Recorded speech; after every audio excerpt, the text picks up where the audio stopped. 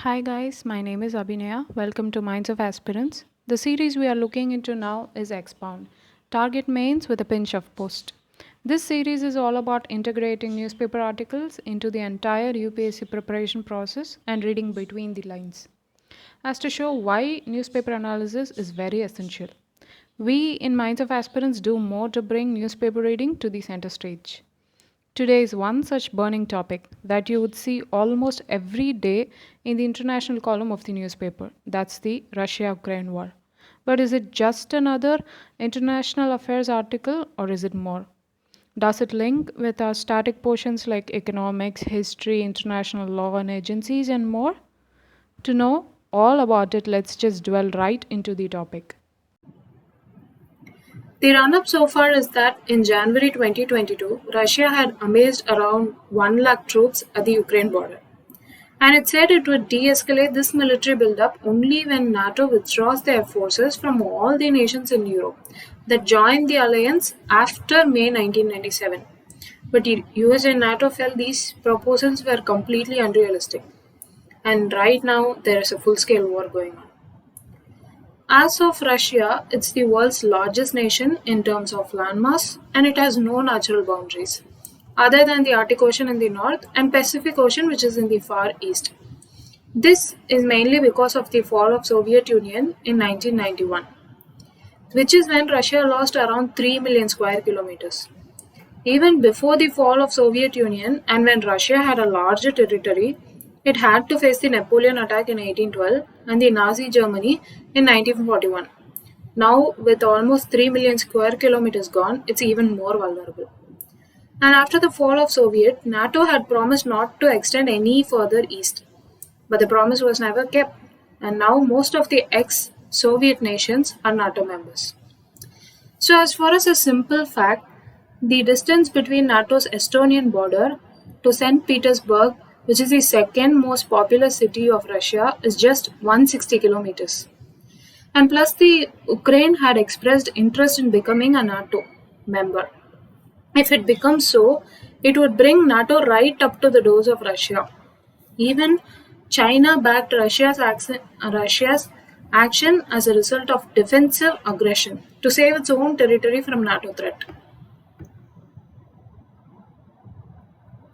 Now for the aftermath of Russian aggression.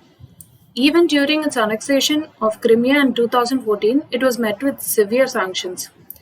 And it was kicked out of the G8, making it today's G7. What is G8? It's a group of world's most advanced economies. Now again, Russia is slapped with sanctions from the West. It is suspended from UNHRC. It is the Human Rights Council of UN. And select Russian banks are slapped with SWIFT actions. What's SWIFT? It's like a messaging platform to validate and complete the international payment transactions by banks around the world. And ICJ has ruled Russia to stop its invasion further into Ukraine. And it is seen as a clear violation of international laws. So, some examples of international law violation are the UN Charter Article 2. It prohibits any kind of forcible trespassing into the territory of another nation. Russia is in clear violation of non-intervention principle. Again, Russia's actions amount to aggression under the international law like the Rome Statute, which is used to establish the International Criminal Code. And the Article 51 of UN justifies self-defense of a nation. But what it doesn't justify is the disproportionate action in self-defense, such as this full-scale invasion which is being done by Russia.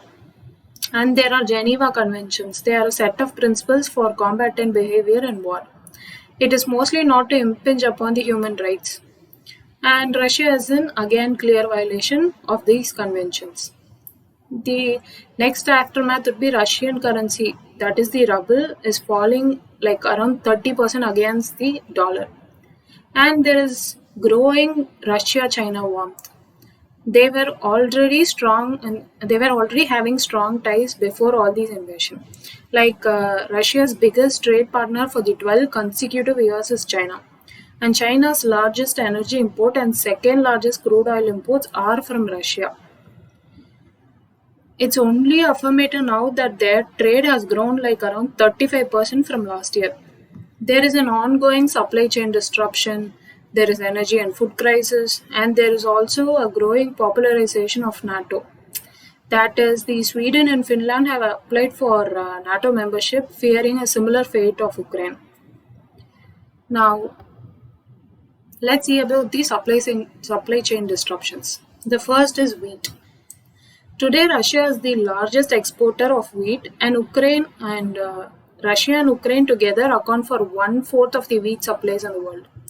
We'll see a simple example. During the month of Ramzan in Middle East this year, it was a festive season when people across the Middle East and North Africa, they normally look forward towards these gatherings with family and friends. That's when they buy new clothes, they feast together after sundown, and it stretches till the night.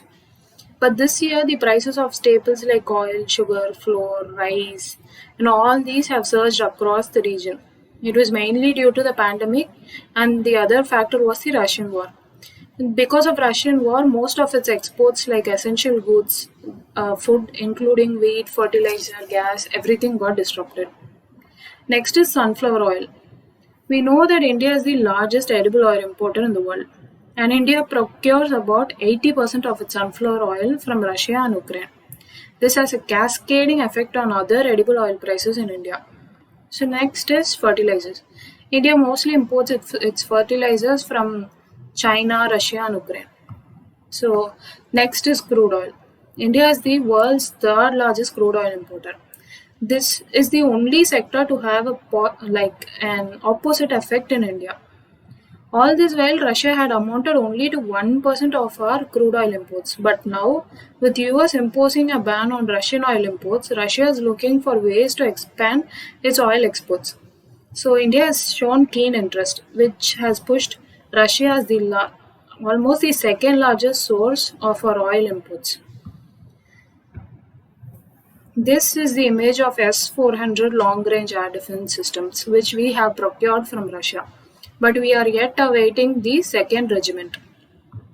And while India continues to be Russia's largest arms buyer, India also depends like 60% of its defense hardware and 85% of its spares from Russia. India has told that spares for armed forces is available for another 8 to 10 months, hoping the war would end soon. But if not, then these spares will also diminish soon, with no new batches to make up for it. And there are ongoing talks about AK-203 assault rifles, then T-90S tanks, and K-22060 utility helicopters. But these are all on hold right now. And here is a simple statistics. It shows the Russia share in global production. As we can see, that 30% of the global diamond supply is from Russia. And now India's diamond industry is heavily hit. As India imports, cuts and polishes 80% of world's rough diamonds, of which 30% is procured from Russia. And recently, there was a semiconductor chip shortage this year. It was due to the pandemic shutdown in the global east, where most of the semiconductor manufacturing facilities are located. And most of the minerals that we get to see on the statistics here are very important for semiconductor production. Like example, Ukraine produces 70% of the neon supplies, which is a very important component for semiconductor chip production. And there is a rise in gold prices as people around the globe consider it a safe haven to invest, and due to the pent up consumer demand. And another important factor is Russia accounts for around 10% of the global gold production. And Russia has recently banned 200 items from its export, like telecom, medical, automobile, agriculture, electrical, etc. This will only affect the supply chain even more. The next effect is on economy. Like US is facing inflation never like in the 30 years. So the US Federal Reserves have raised their interest rates, which has caused the FPI in India to outflow. As investors find these high interest rates offered by the US as very attractive, and they are winding up their capital from India. Thus, this creates a fall in our rupee, and this widens our current account deficit. When our current account deficit widens and the rupee falls, it makes our export very cheaper and our imports more costlier. And India, in order to contain this high inflation, has taken up fiscal measures and monetary tightening, or else this will lead to runaway inflation. What is runaway inflation? It is an uncontrolled inflation which occurs at double digit number for a very long time. And India is right now facing a twin deficit problem, which is fiscal deficit and the other is current account deficit. So the fiscal deficit, it's mainly due to fuel tax cuts. As we cannot keep riding our bikes with petrol at 100 rupees per liter. So the government has to do some kind of intervention, and that is in way of cutting fuel taxes. You could have seen that in most states like Maharashtra, Tamil Nadu, VAT taxes have been cut for fuel. And next is the fertilizer subsidy. And there is also another fiscal stimulus already going on, like Atmanirbhar Bharat, a production linked incentive. It is to avoid the pandemic pressure, which is indirectly putting pressure on our fiscal deficit. So the measures taken are like RBI has raised its interest rates to ease the inflation, and government in order to ease the inverted duty structure. What is inverted duty structure is something when the input tax is greater than the tax of the final product. Like when I'm trying to produce a product and the tax on the input goods like raw materials, electricity, water, etc. is higher than the tax of the final product, it's called as inverted duty tax. To correct this inverted duty tax, the GST rates for 17 items have been hiked.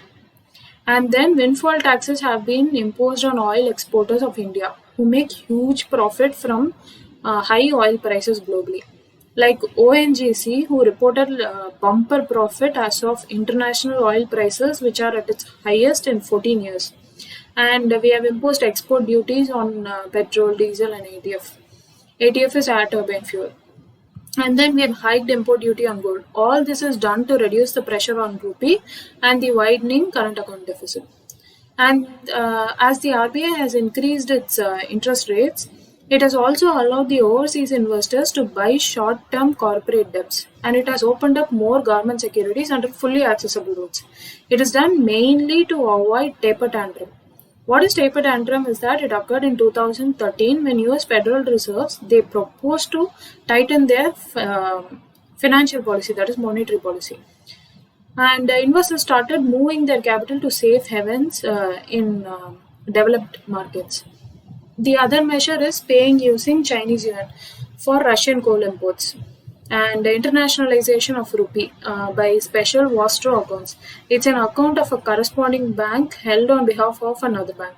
These measures are to mostly circumvent the dollar usage and get away from the sanctions and reduce risk on forex fluctuations.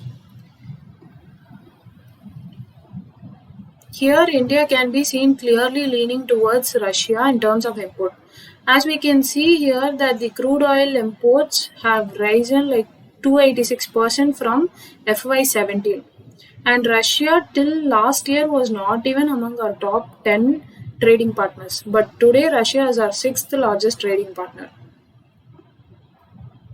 So these are some of the implications of Russian war, and it is clear now that it's not just an article in the international column, but a complete run through with our static portion.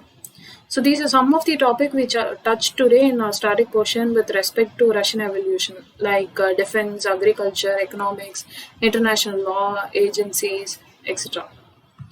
So that's it for the topic, and I hope I made it clear why newspaper analysis is very important for UPSC as suggested by Minds of Aspirants.